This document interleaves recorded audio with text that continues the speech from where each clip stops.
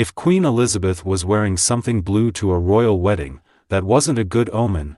The historical monarch, who passed away in September 2022 at the age of 96, was renowned for her colorful attire, which she wore on purpose to stand out in a crowd.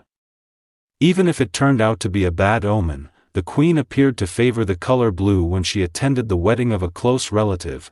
Queen Elizabeth wore blue to multiple royal nuptials, including those between her sister, Princess Margaret, and 3 of her children, which ultimately resulted in divorce, when Princess Margaret wed Antony Armstrong-Jones, who later rose to the title of Earl of Snowdon. The coincidence first occurred in 1960. The blue dress worn by Queen Elizabeth was created by Norman Hartnell, who also created the royals' wedding gown and numerous other outfits over the years. The Royal Collection Trust claims that Hartnell created all of the clothes worn by the royal women for the event, including Princess Margaret's wedding gown.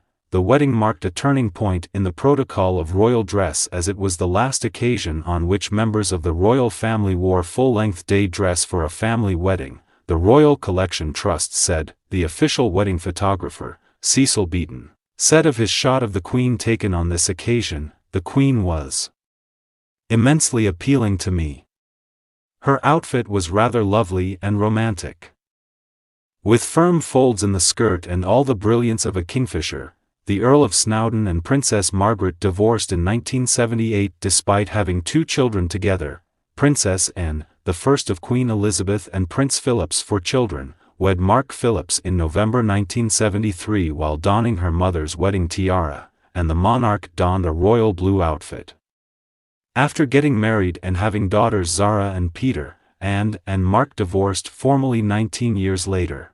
When Prince Charles, who was the heir apparent at the time, wed Princess Diana, it was the royal nuptial of the century.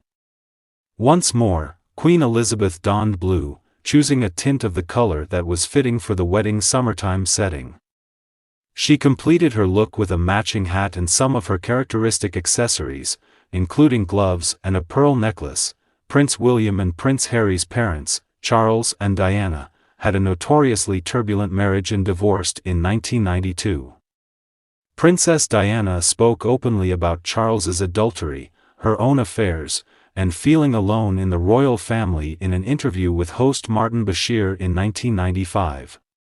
She referred to her husband's affair with Camilla when she quipped, "3 of us in this marriage, so it was a bit crowded." In her most quoted passage, the Queen wrote to Charles and Diana a month later to encourage them to file for divorce.